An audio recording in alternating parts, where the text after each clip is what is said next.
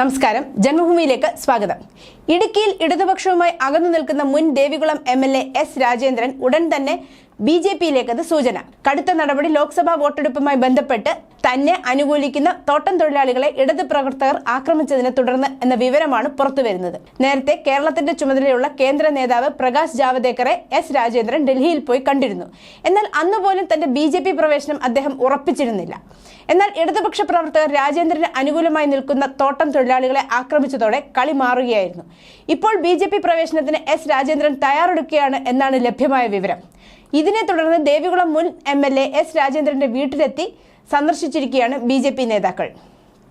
സംസ്ഥാന vice president J Prameela ദേവി, മധ്യമേഖലാ president N Hari എന്നിവരുടെ നേതൃത്വത്തിലായിരുന്നു സന്ദർശനം. തെരഞ്ഞെടുപ്പുമായി ബന്ധപ്പെട്ട് എസ് രാജേന്ദ്രനെ അനുകൂലിക്കുന്ന തോട്ടം തൊഴിലാളികളെ CPM പ്രവർത്തകർ മർദ്ദിച്ചുവെന്ന ആരോപണം ഉയർന്നിരുന്നു. ഇത് പരിശോധിക്കുന്നതിനാണ് BJP നേതാക്കൾ മൂന്നാറിൽ എത്തിയത് എന്നാണ് ഔദ്യോഗിക ഭാഷ്യം. സന്ദർശനം സൗഹൃദപരം ആണെന്നാണ് ഇരുവിഭാഗവും പറയുന്നതെങ്കിലും കാര്യങ്ങൾ തീരുമാനത്തോട് അടുത്തുവെന്നാണ് ലഭിക്കുന്ന സൂചനകൾ. ചില ആവശ്യങ്ങൾ എസ് രാജേന്ദ്രൻ BJP കേന്ദ്ര നേതൃത്വത്തോട് പറഞ്ഞിട്ടുണ്ടെന്നും അതിൽ തീരുമാനം ആയാലുടൻ BJP പ്രവേശനം ഉണ്ടാകുമെന്നാണ് കരുതപ്പെടുന്നത്. പാർട്ടിയുമായി ആരെങ്കിലും അകന്നു കഴിഞ്ഞാൽ പിന്നെ CPM-ന് അറിയുന്ന ഒരേ ഒരു ജനാധിപത്യം മർദ്ദനത്തിൻ്റെതാണ്. TP ചന്ദ്രശേഖരൻ കേസിൽ അടക്കം പല സ്ഥലങ്ങളിലും നമ്മളിത് കണ്ടിട്ടുണ്ട്. സമാനമായ സാഹചര്യങ്ങളിലാണ് ഇടുക്കിയിലും നടന്നുകൊണ്ടിരിക്കുന്നത്. തെറ്റായ ആരോപണത്തിന്റെ പേരിൽ തനിക്കെതിരെ നടപടി സ്വീകരിച്ചിരിക്കുകയാണ് CPM നേതൃത്വം എന്ന് തുറന്നു പറഞ്ഞുകൊണ്ടാണ് ഇടുക്കി ദേവികുളം മുൻ MLA എസ് രാജേന്ദ്രൻ രംഗത്ത് വന്നത്.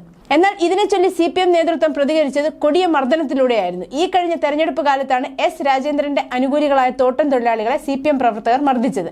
ഇതോടുകൂടിയാണ് കടുത്ത അനീതി പാർട്ടിയിൽ നിന്നുണ്ടായിട്ടും ഇതുവരെ പിടിച്ചുനിന്ന എസ് രാജേന്ദ്രന്റെ നിയന്ത്രണം നഷ്ടമായത്. ഇനിയും BJP-യിൽ ചേർന്നില്ലെങ്കിൽ തനിക്ക് വിലയോ അന്തസ്സോ ഉണ്ടാകില്ലെന്ന് അദ്ദേഹത്തിന് ഏതാണ്ട് ഉറപ്പായിരിക്കുകയാണ്. അതിനാൽ തന്നെ കേരളക്കരയെ ഞെട്ടിക്കുന്ന ഒരു സന്തോഷ വാർത്ത അടുത്തു തന്നെ ഉണ്ടാകുമെന്ന് നമുക്ക് പ്രതീക്ഷിക്കാം.